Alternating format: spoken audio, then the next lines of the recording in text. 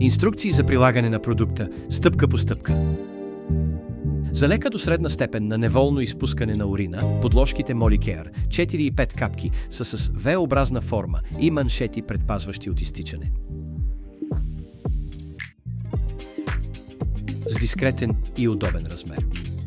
Препоръчваме да ги използвате с прилепнало бельо. Уверете се, че кожата ви е чиста и суха. Разганете V-образната подложка с по-широкия край, сочещ напред. Отлепете защитното фолио от лепящата лента.